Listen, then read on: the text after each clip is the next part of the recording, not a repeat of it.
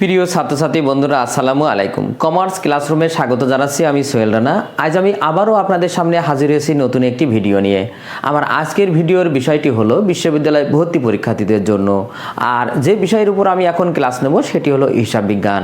আর যে অঙ্কটি নিয়ে আলোচনা করব এটি ঢাকা বিশ্ববিদ্যালয় ভর্তি পরীক্ষায় 8-9 সেশনে এসেছিল। তো চলুন বন্ধুরা, আমরা অঙ্কটি শুরু করি। একটি লেনদেন মোট সম্পত্তি ও মোট দায় উভয়ই 10,000 টাকা হ্রাস করে। এই লেনদেনটি হতে পারে, দেখেন মানে এমন একটি লেনদেন, এই যে এখানে দেখেন 5টি লেনদেন দেওয়া আছে। তো এই লেনদেনের মধ্যে হতে কোন লেনদেনটি 10,000 টাকার সম্পদ এবং 10,000 টাকা দায় হ্রাস করে সেটি আমাদের বের করতে বলা হয়েছে। তো আমরা সম্পদ এবং দায় হ্রাস পেয়েছে কিনা সেটা আমাদের জানার জন্য আমাদের সমীকরণ সম্পর্কে আগে ধারণা থাকতে হবে। তো সমীকরণে আমরা জানি মূল 3টি উপাদান, একটা হলো সম্পদ এ, একটা হলো এল দায়, আর একটা ওই মানে মালিকানা সত্ত্ব। দেখেন আমরা এই পাশে লিখি, সমীকরণটি হলো আমাদের এ সমান এল প্লাস ওই। দেখেন এই ওই পরিবর্তন হয় 4টি উপাদানের মাধ্যমে। দেখেন C plus I minus E minus D, এটা আমরা সবাই পূর্ব পরিচিত। তো দেখেন প্রত্যেকটা লেনদেনেরই কিন্তু আগে প্রথমে আমাদের পক্ষ বের করতে হবে। এবার এই পক্ষ দেখতে হবে যে এই যে এখানে 6টি উপাদান মোট আছে, A L C I E D, এই 4টি উপাদানের কোনটি উপাদানের অন্তর্ভুক্ত এবং সেটির ফলে এই মূল 3টি উপাদান বৃদ্ধি পাচ্ছে না হ্রাস পাচ্ছে সেটি আমাদের বের করতে হবে, দেখতে হবে। তো আমরা দেখেন প্রথমেই বলি, নগদের 10,000 টাকার মূল্যের পণ্য ক্রয়। কি ক্রয়? প্রিন্টার ক্রয়। তাহলে প্রিন্টার কি? একটা অফিস সরঞ্জাম, অফিসের যন্ত্রপাতি। তাহলে আমরা মনের কাছে প্রশ্ন করতে পারি কি ক্রয় করা হলো? প্রিন্টার মানে অফিস সরঞ্জাম।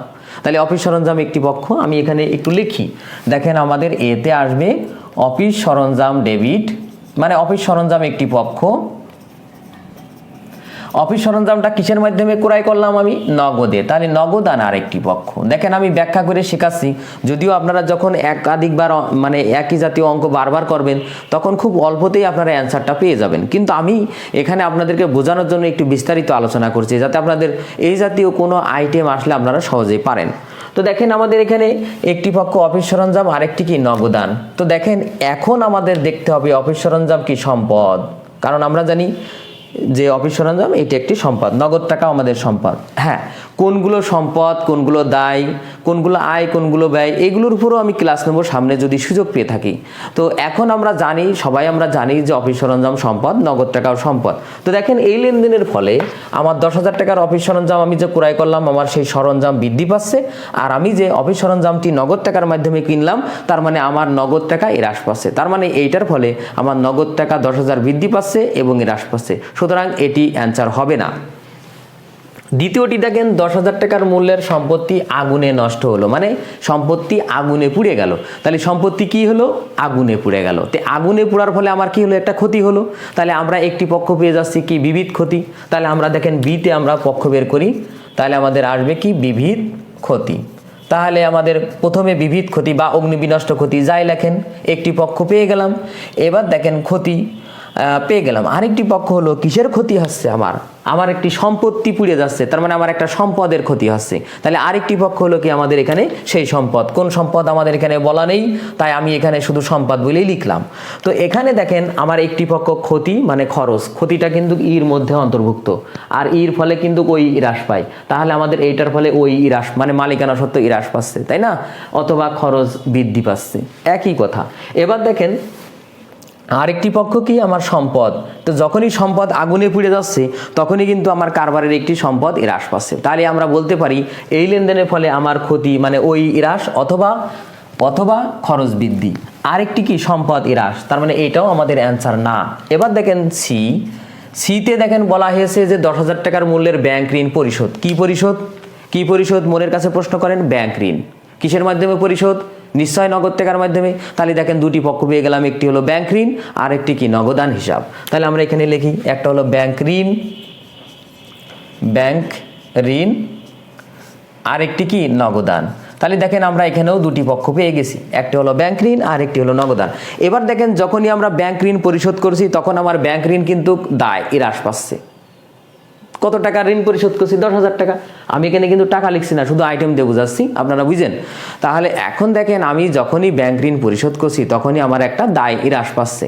ব্যাংক ঋণটা কিসের মাধ্যমে পরিশোধ করছি? আমি নগদ টাকায়। তাহলে আমার দেখেন সমপরিমাণ নগদ টাকাও কিন্তু হ্রাস পাচ্ছে। তাহলে আমরা এটার ফলে বলতে পারি যে আমার দায় হ্রাস পাচ্ছে, যেহেতু ঋণ পরিশোধ হচ্ছে, দায় কমে যাচ্ছে।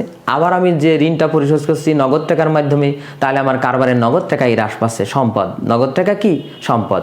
তাহলে আমরা বলতে পারি এটার ফলে আমাদের দায় ও সম্পদ, দেখেন সম্পদ হ্রাস, দায় হ্রাস, উভয়ই 10,000 টাকা হ্রাস। তাহলে আমাদের এইটা অ্যান্সার হবে। দেখি এরকম অ্যান্সার তো আমাদের আরও থাকতে পারে নিচেই, দেখেন সেই দুইটা না থাকলেও আমি বুঝাই। দেখেন কিভাবে। পাওনাদারকে 10,000 টাকা প্রদান। কেন পাওনাদারকে প্রদান? নিশ্চয়ই পাওনাদার আমাদের কাছে পেত। তার আগে আমি বলি কাকে প্রদান? পাওনাদারকে প্রদান। কিসের মাধ্যমে প্রদান? নগদ টাকার মাধ্যমে প্রদান। ঠিক নিজের কাছে এইভাবে মনে মনে প্রশ্ন করবেন, তাহলে আপনি পক্ষ পেয়ে যাবেন। তাহলে পাওনাদারকে প্রদান, তার মানে পাওনাদার একটি পক্ষ। কিসের মাধ্যমে প্রদান? নগদে। তাহলে নগদান একটি পক্ষ। আমি এই পাশে লিখি। তাহলে আমরা এখানে ডিতে লিখবো পাওনাদার একটি পক্ষ, আর একটি পক্ষ কি? নগদান। যেহেতু আমি পাওনাদারকে নগদে দিচ্ছি, তাহলে পাওনাদার হিসাব, নগদান হিসাব। এখন দেখেন পাওনাদার আমাদের দায়। যখনই আমি পাওনাদারকে পরিশোধ করছি তখনই কিন্তু আমার ওই দায়টাকেই হ্রাস পাচ্ছে, কারণ পাওনাদারের পরিমাণ কমে যাচ্ছে, সে আমার কাছে আর পাবে না তাকে পরিশোধ করার ফলে। তাহলে আমরা বুঝতে পারছি যে এটা পাওনাদার হ্রাস পাচ্ছে, মানে দায় হ্রাস পাচ্ছে। এবার দেখেন পাওনাদারকে পরিশোধ করছি নগদ টাকার মাধ্যমে, তাহলে আমার কি আছে? নগদ টাকাও ওই সমপরিমাণ টাকায় হ্রাস পাচ্ছে। তাহলে নগদানটা কি? সম্পদ। তাহলে সম্পদও হ্রাস পাচ্ছে। তাহলে দেখেন আমাদের এই যে এই ডি, এটিও আমাদের অ্যান্সার। তাহলে আমরা এটাও অ্যান্সার। কেন? কারণ এটির ফলে আমাদের সম্পদ নগদ টাকায় হ্রাস পাচ্ছে এবং দায় হ্রাস পাচ্ছে।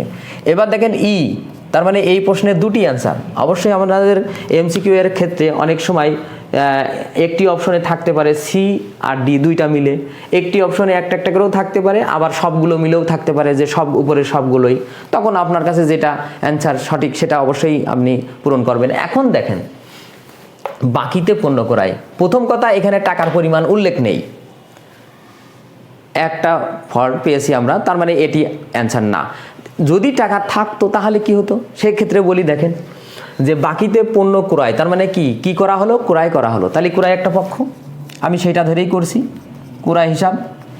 দ্বিতীয়ত ক্রয় করছি কিসে? বাকিতে, তার মানে যার কাছ থেকে ক্রয় করছি সে আমার কাছ টাকা পাবে, আর আমার কাছ যারা টাকা পাবে তাদেরকে পাওনাদার মানে দায় বলা হয়, দায় বৃদ্ধি পাচ্ছে। দেখেন এই লেনদেনের ফলে, ক্রয় করার ফলে আমার ক্রয় বাবদ খরচ বৃদ্ধি পাচ্ছে, আর যার কাছ থেকে ক্রয় করলাম সে আমার কাছ টাকা পাবে, তার মানে আমার একটা পাওনাদার বৃদ্ধি পাচ্ছে।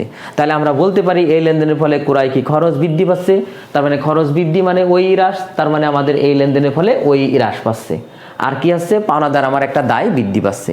তাহলে এটা অ্যান্সার না, কারণ আমাদের বলেই দিয়েছে সম্পদ ও মোট দায় উভয়ই 10,000 টাকায় হ্রাস পাবে। যেহেতু এখানে টাকার পরিমাণ নেই, আর বিশ্লেষণ করলেও আমরা ওই সম্পদ দায় পাচ্ছি না।